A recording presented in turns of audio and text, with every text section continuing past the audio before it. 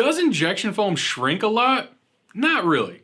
Let's talk about it. So we get asked this question all the time on our social media. Injection foam, that stuff shrinks a lot, doesn't it? Or if you put it in a wall, it's gonna dissolve by the end of the year. All kinds of crazy things. And the reality is all injection foams do have a certain amount of shrinkage, but realistically, on a high end, it's about 2%.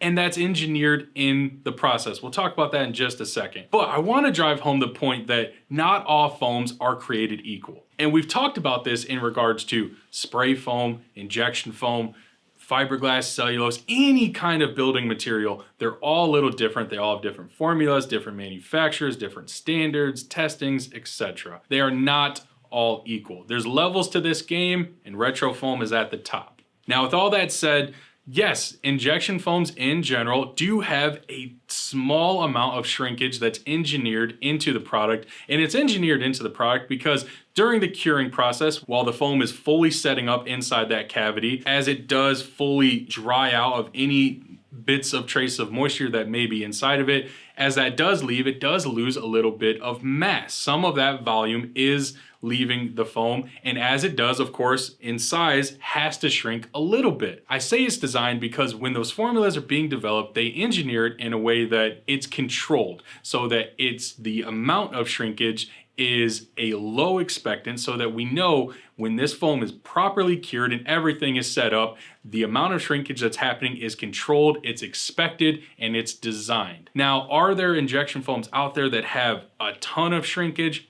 Absolutely. This is why I always tell you guys to vet your contractors, ask questions, and make sure you're knowing exactly what product is going into your home. With all of that said, the vast majority of the time where you have a shrinkage problem on an injection foam project, it has to do with an install issue. Now, some people will stop right there and think, oh, the mixture was wrong. It's hardly ever a mixture problem. Typically, when you're making injection foam, it's really dialed in as far as how much of one product to add to another product, if it's an A and a B type system. And there are many, many different injection foam products out there that come in many ways. Some products you mix the day of. Some products come pre-mixed, and they all have pros and cons to them. If you have a shrinkage issue, it's usually something in the install process was a little off track. Maybe there was human error. Maybe there was something with the construction that was unforeseeable or couldn't be taken into account. For example, if a wall cavity is open on one end or is open at the bottom, you can think an exterior wall where maybe the bottom of the wall cavity does not have a plate and flows into the bond joist where your foundation starts. If that's the case, well, you can't really properly know how much foam you're putting in, so maybe you're putting in too much, or the foam that you did put into that wall has now seeped out into that lower level, so now the volume of that cavity is not as full as you were expecting. The point is there could be a ton of different factors that play into that. The reality is in this game, you're working in existing buildings, you're not working with a brand new, nicely put together, opened up building that you can see, so this is why I always remind you guys to vet your contractors. Make sure they know exactly the product they're putting in, make sure they have measures in place to avoid those issues, and if there is an issue after the fact, make sure you're working with a contractor